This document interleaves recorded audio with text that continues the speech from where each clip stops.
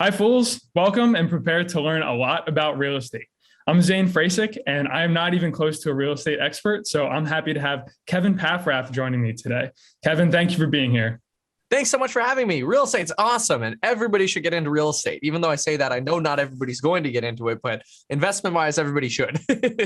Yeah, we're going to talk about it a lot, so good to kick it off. So for a little bit of background, Kevin went from working at Red Robin as a young man in California to quickly amassing a multi-million-dollar real estate portfolio and actually being a runner-up candidate for the governor of California. So that's really exciting stuff. He's also extremely popular in social media as a finance content creator. And that's actually how I found Kevin and grew to admire his work and his honesty that always shines through on his commentary in real estate, stocks, market commentary, you name it. So you can find him at MeetKevin on YouTube or at Real MeetKevin on Twitter. So to kick it off, can you tell us about that early working experience that you had and what, was your experience with money back then? Yeah, well, gosh, it goes back to childhood experience with money and just the feeling of my father, after my parents got divorced, saying to me, "Hey, Kevin, we got to go to the bank. We got to withdraw some cash." And when he goes to the ATM through the drive-through, or back where they still had those old pneumatic tubes, he withdrew he withdrew some 20s. And I asked him, I said, "Dad, can I have one of those? I want to buy a Bionicle back then." And he said, "Well, I've only got 11 of these left." That stuck with me ever since then. I thought to myself, I never want to be in that kind of place. So at 18, I got exposed to real estate through my father-in-law, who was just retiring from real estate. So my girlfriend's dad at the time, he was just getting ready to retire from real estate and wanted his daughter to get into real estate sales. So I got my license and I thought, gee, best way to sell real estate is to buy real estate myself and own it, because then I could walk folks through that path. And that's what I did. And I learned about buying real estate under market value and really helped other folks build their wealth through real estate as well. And it's been an incredible journey. That makes sense. So looking back, is there maybe one formative moment that sticks out the most from your youth that sent you from, Red Robin to real estate investor, or, even from there to add YouTube to the mix? Yeah, it was really the addictive nature of being able to buy a property under market value. And I think that's what gets forgot about in real estate, is that folks can look at a $400,000 property in a $600,000 neighborhood, and it's got mold and mildew and dirty carpet and ugly paint. And the market really heavily overvalues how much it's going to cost to fix those properties up. And so I realized that I could do what people think is going to cost $200,000 for $30,000 to $40,000. Even if that meant I had to do some painting myself or whatever to keep costs down and to fix up properties on a shoestring budget without over improving them. And I realized that when I did that, I could oftentimes, every time I bought a property, increase my net worth instantly by about $100,000. So first property we bought for $305,000. Put about $50,000 into it. We borrowed that money with a 203K renovation loan, and it was in a $450,000 neighborhood. So we were up about $55K net worth wise immediately upon fixing this property up. That's not even talking about appreciation, because then on top of that, the property ended up appreciating from 450 to 525 pretty rapidly the next year. And so that made me sort of addicted to, wow, if I can find fixers and I can get this 3-to-1 spread, where basically I'm buying it for every dollar of work it needs, I'm able to get it $3 under value, because people overvalue the amount of work that needs to be done. I can increase my net worth just buying these over and over again. And so that's what I did. So now in California, we've got about 24 properties, and it was all just one by one. My goal was always buy one property a year. And it wasn't until YouTube started paying me more in 2019 and 2020 that I really ramped up how many of these I was buying. But between when I started in 2011 and 2019, before YouTube revenue, it was all just becoming a millionaire the old-fashioned way, finding good deals, putting in hard work. I'm changing outlets, I'm painting properties, whatever it takes, putting in faucets, whatever it takes to build my wealth. And buying deals below market value is the best way to do it. And I still find deals today that exist. A lot of people are like, oh, can't find a deal. Look, if people are flipping houses in your neighborhood, you can find a deal. That sounds like it'll always keep you coming back, finding winners like that. Yeah, So exactly. moving on a little bit to where you are now, you're still doing real estate, but this finance YouTuber content creation side of Meet Kevin has also come out. That's what I met you through, what a lot of people might know you through. Personally, I get way more solid financial advice from Twitter and YouTube and social media than from traditional financial institutions. So what do you think is the place of finance content creators going into the future?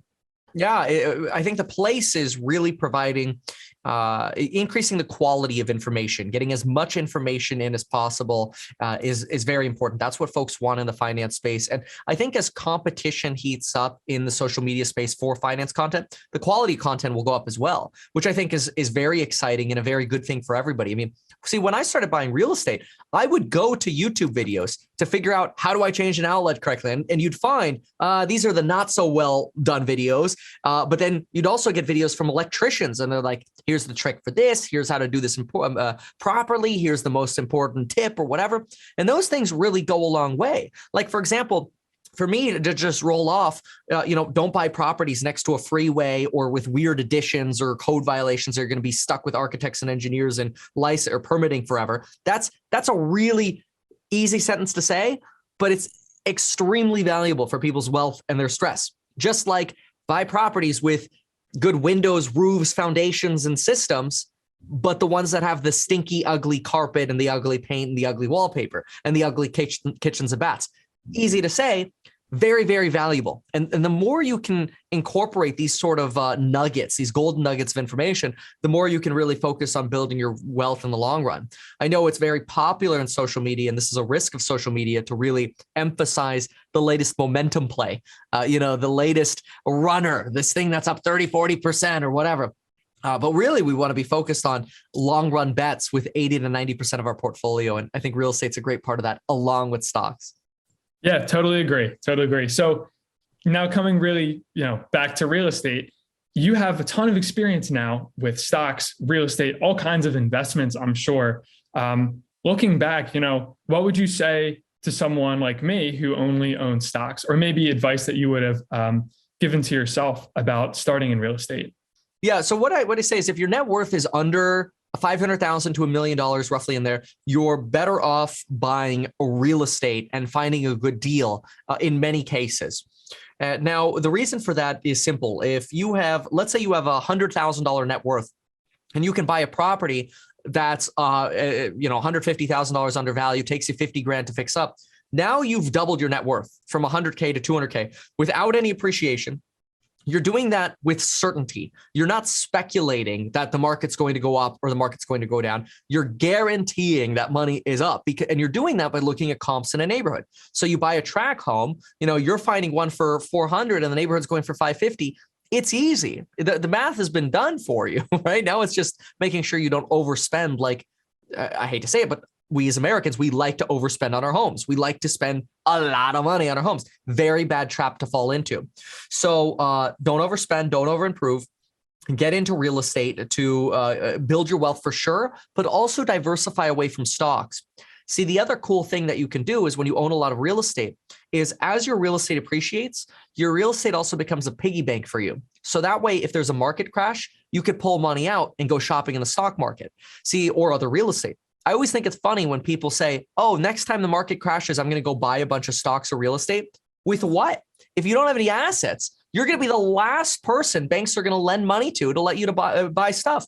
When this last recession started in March of 2020, it was March 6th or 3rd or something like that. The Federal Reserve on a Sunday dropped interest rates. Their discount rate from like 1.5% to 0. This emergency action. The very next day, that Monday, I'll never forget, the next day on that Monday, I called my mortgage broker. I said, refinance everything. I want as much cash as possible. And I rarely refinance, but I refinanced everything I had. And now all of a sudden, because I, at the time, had 10, 12 properties, I had access to $2 or $3 million of money that I plowed into the stock market between when the refinances closed about 30 days later, so beginning of April. Which if you look back at stock prices at the beginning of April 2020, I mean, those are up 3-4x in many cases. So that's the kind of opportunity you want to be prepared for. And you could do that easily when you have a diversified portfolio between real estate and stocks. Yeah. So it sounds like the Fed made it pretty easy for you then.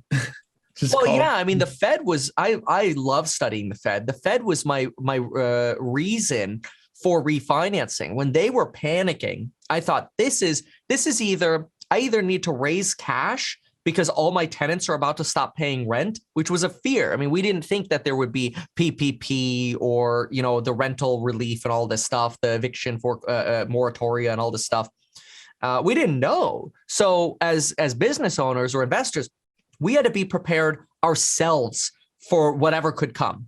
And so raising money through basically refinancing all my properties was a way of protecting. And this is what companies did too. They raised a lot of cash. Well, when that need for that cash became less important because, we were recovering already by the end of March, beginning of April, now this extra cash became an investment opportunity. Just like companies invested in themselves or their businesses, they were able to hire back the most efficient workers, invest in new machinery, plants, property, equipment, and just like I was able to buy real estate or stocks. Yeah. Okay. So you've talked about, knowing the neighborhood a little bit, and you've talked about things that you don't want, and a little bit about wedge deals. I mean, I heard you kind of talking about what it was, but not saying the word. I was waiting for it. Is there, and that kind of brings up in my mind, is there a circle of competence advantage in real estate? People talk about in stocks all of the time, but can it help you in real estate? Sure. I mean, look, okay. So wedge deals is basically when you're buying something under market value. And it's just a word that I've given it that essentially if you can buy, again, that 400 or you could buy a house for $400,000 that's in that 550 neighborhood, that extra net worth boost you're getting right away, getting it under market value because you can value the repairs better, is the wedge. You want to take advantage of that wedge. You can't do that in stocks because stocks are priced for the day. You're speculating on what's going to happen tomorrow, or you're making fundamental bets on what's going to happen 10 years down the road. You do that same thing in real estate too. People speculate on appreciation with flipping. People speculate on which locations are going to do better than others.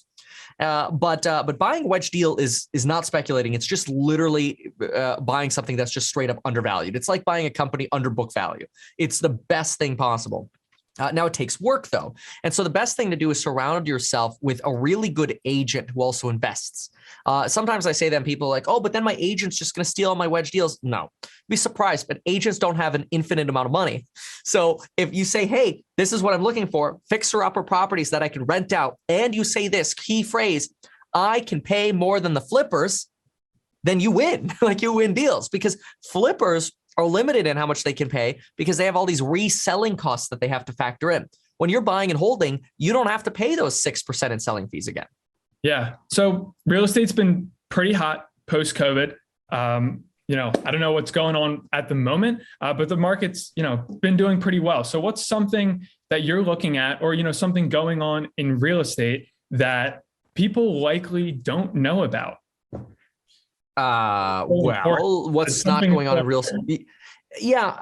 Look, I mean, I think the big problem with real estate is the vast majority, sort of the consensus belief is that, prices have gone up. I missed out. I'm just going to wait. And so people say this, and then what happens is they never end up buying. What we got to look at is not the headlines. Headlines right now, we see things like, foreclosures went up, 40% or whatever. Evictions are going up. Well, duh, because we're coming off of a foreclosure ban and eviction ban. But when we look at our historical comparison to prior years before the pandemic, we're way down on foreclosures. We're way down on evictions in most areas. In some places, we're par. The quality of borrower is way better than what we've ever seen in the history of mortgage lending. We used to, 2007 and 8, dead people were getting loans. People with no income, no job, no assets were getting loans, ninja loans. It was a disaster. You compare that today, the average credit score of somebody refinancing right now is a 770. These are highly qualified individuals. It's very difficult to get a loan. If you get a loan, you have the, quote, ability to repay, which was a Dodd-Frank reform after the recession. It's almost gotten too difficult to borrow to buy a home. But that's actually really good because the people who are owning right now have equity. It would take a lot to really push people with today's qualifications into foreclosure and to create a foreclosure crisis like we saw again in 2007 and 8. I don't see that happening. Obviously, I could be wrong, but I also don't care, because my belief is that no matter what the market does, because it goes in cycles, it's always going to go down at some point. It's going to go up again at some point. No matter where that cycle is, if I can buy 10, 20% under that cycle or wherever prices are at that point, I'm always buying in the wedge. It doesn't really matter to me what appreciation or prices going up or prices going down have to do with my portfolio. I'm just trying to guarantee that net worth at that moment. Gotcha. So you were saying people with higher credit scores, people who are more qualified to take on loans, are the ones buying houses now. I don't mean to pit you against Dave Ramsey here, but please. I've talked to a friend about this the other day. If you're going to buy a house, would you go with the 3% down MeetKevin strategy or the 20% down, pay it off in 15 years strategy? I guess I'd like for you to explain kind of the advantage of your thinking about maybe putting less down and leveraging yourself. Yeah. So look, 20% down, 15-year mortgage. This is great when you're going into retirement. Like, you want to retire soon in the next 10 years or whatever. Sure. 15% down, get that low interest rate, fixed loan. You can make the payment. You got 20% down. Absolutely. Go for it. But here's the reality. Most people cannot save 20%. And the reason for that is you spend it. Whether you spend it on stocks, you feel rich, you spend it on a vacation, you spend it on stupid stuff you don't need. If you have money sitting in your bank account, especially going up to 20% on a home purchase, you're probably not going to get to the point where you're actually getting to that threshold where you're going to buy. Now, there are a lot of people who do. They save the 20% and they buy. But it's a lot harder. You see that money growing, you feel richer, the wealth effect takes over, you spend more money. So it's a mistake, in my opinion, to wait. So what I like to do is I like to buy a house with 3.5% down if I can live there. And I like to buy a house that's going to give me 20% equity in the property after I'm done fixing it up. So let me give you an example. That same house I keep talking about, $400,000 house that you buy with 3% down. You put 3% down on the property, you have a loan of $388,000. Well, you just bought it in a $550,000 neighborhood with these numbers as an example. Let's say it costs you $50K to fix up. That's actually kind of like another 10%. But let's say you borrowed that $50K from a friend or family or whatever, right? You only have 3%. So now you have debt of somewhere around $388 plus $50,000. Well, you, in order to get rid of your mortgage insurance on your first, can, after you fix up the property, refinance the property, and you only needed to refinance, or you only needed to appraise for $485,000. So you just bought in a $450,000 neighborhood. You have a $550,000 neighborhood. You have a loan of $388. You could refinance to market value, take that extra 50 grand out, pay off your second loan, and have 20% down equity in the property. But you just started with 3% down because you bought yourself a fixer-upper. So this is why it's so important to get a wedge deal. So in some sense, I'm actually not that different from Dave Ramsey in that I recommend you buy properties with enough equity in them. I just go about it a different strategy. Put 3% down, fix it up, refinance. Now you're at 20%, you get rid of mortgage insurance. Okay, that totally makes sense. And I appreciate that example kind of walking us through it. So that seems to me kind of like an ideal scenario where you can find that wedge deal. What are some of the barriers, or, maybe the biggest barrier that, we could come across while trying to build our real estate portfolio? And go ahead. Biggest barrier is people aren't looking often at what the median market is. They're trying to look for their dream home, which is very stupid. Dream homes are dumb. They're not investments. They're a joke. You should focus on what the median house is in your neighborhood or your city. In most communities, this would be a suburb, maybe an hour outside of a large city, 3-bedroom, 2-bath, 1,300 to 1,800 square feet. Built in the 50s, 60s, 70s, 80s. It's usually your median. Median's probably about 1960s in America. A big building boom back then. But anyway, you buy a house like this in a tract. And a lot of people, when they start out buying, they're like, oh, I don't want to buy a tract home. I want a home with character. Stupid. Tract homes are one of the best things you can buy because they give you a surety. If you're in a tract home, a neighborhood, and you're like, well, there's a 3 and 2, same floor plan that sold for $550, $560, and $540. New 3-bedroom, 2-bath comes up, What do you think it's worth fixed up? Probably between 540 and 560. You go buy in a forest and you're like, well, I got 10 acres. And the last house that sold here sold 3 years ago and they had 27 acres. And they're 1,800 square feet. I'm 1,300 square feet. How the heck are you supposed to feel confident in the value you're paying? It's impossible. It's a joke. An appraiser is basically slapping an opinion together to try to help you get the loan. But you've really got to, you want real estate that's liquid. And what that means is real estate that rents fast, real estate that sells fast, and real estate that that you can easily comp. And that is your median home. So stick to something that's the median home. You don't want to buy too far above or below the median. I recommend you buy within 30 minutes of where you are so you know if it's safe or not in that area. If you can't do a Craigslist transaction there at 9 o'clock at night, don't buy there, okay? So very important. And don't over-improve. Those are the pitfalls. You don't need to, I hear this all the time. If one of the first rental property I ever bought, and then I'll stop talking. First rental property I ever bought, roofer says, this roof is done. You got to replace it. Shouldn't be squishy here. Horrible roof. It's going to cost $11,000 to replace it. I'm like, I don't have 11 grand to replace it. I'm not going to replace it. I'm going to seal it up with Henry's mastic instead. And they said, it's guaranteed to leak. 5 years later, it had a tiny little leak. It did have a leak. In fairness, they were right. It did have a leak. It left a pinhole stain, like maybe like a $50 size in the closet of one of the rooms. We replaced the ridge cap for like $1,200 in that spot and repaired the drywall and removed the insulation that had gotten moist there. And it cost us maybe $1,500, and it's been another 6 years. So I've had this roof that I was told was at the end of its life. I need to spend 11 grand right away. I spent, $1,500 on it over 11 years. And that's just an example where it doesn't always have to be new. Like, stuff lasts longer than we think it does. Just because it's an old panel doesn't mean it's a bad electrical panel, right? So anyway. Yeah, good advice. Good advice. So it seems to me that something between stocks and real estate would be like your perfect investment in a way. So what are your thoughts about real estate related stocks? Are there any that you think that our Motley Fool listeners should know?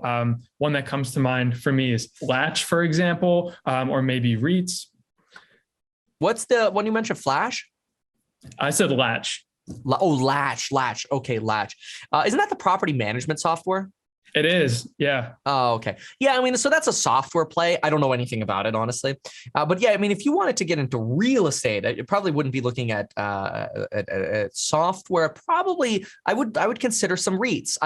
But the problem with REITs is you're getting into REITs for dividends usually. There are very few that I've found, and I don't know of any, value-based REITs where like you're buying into real estate where they're buying fixer-uppers and renting them out and trying to build in that wedge deal. I haven't found that. Usually what you're finding with REITs is malls, strip centers, bundles of homes, and they're just bought at market value. And the goal is, let's buy these homes up in Florida or Atlanta and just pay people a dividend.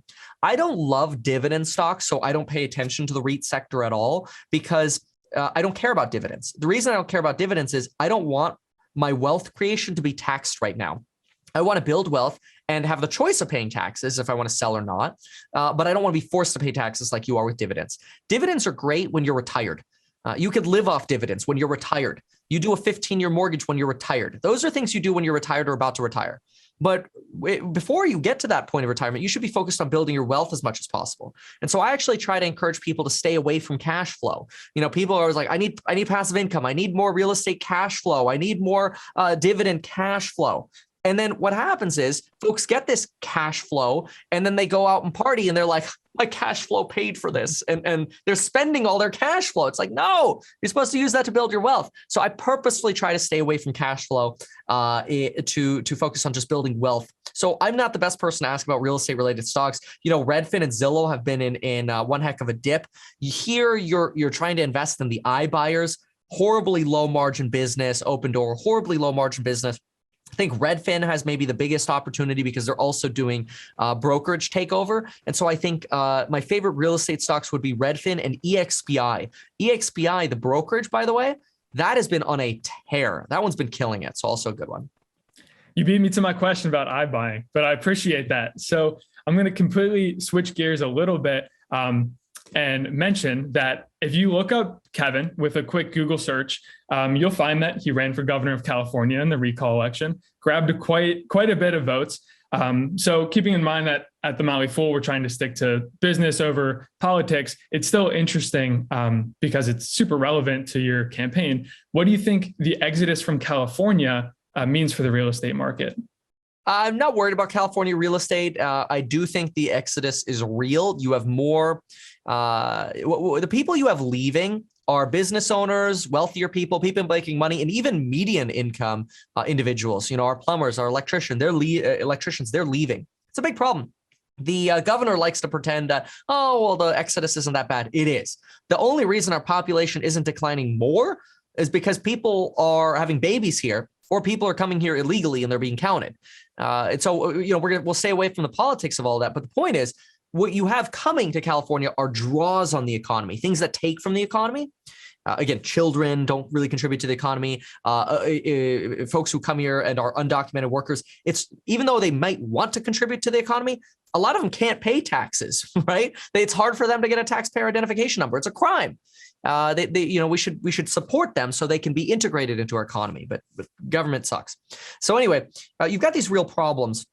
However, California will always be a place, at least in my opinion, in Southern California, that folks want to live because of the weather. And that is the big draw that you have in Southern California. And that's where I invest. See, Southern California is in what's known as the chaparral climate, the coastline, Southern California real estate, also nicknamed the Mediterranean climate. It only covers 7% of the world. And it is basically a 72-degree year-round, low-rain temperature weather climate year round. You get southern tip of Africa, Australia, part of Brazil, the circle around the Mediterranean, and Southern California. That's it. So if you want that weather, you got to pick one of those places. And out of all the places I just mentioned, you're not really going to save on taxes going anywhere else. So if you want this kind of weather, and you want to be in America, Southern California coastline is the only place. And so I think that is going to be something that will continue to draw people to California. Makes sense. I can definitely see the appeal for that.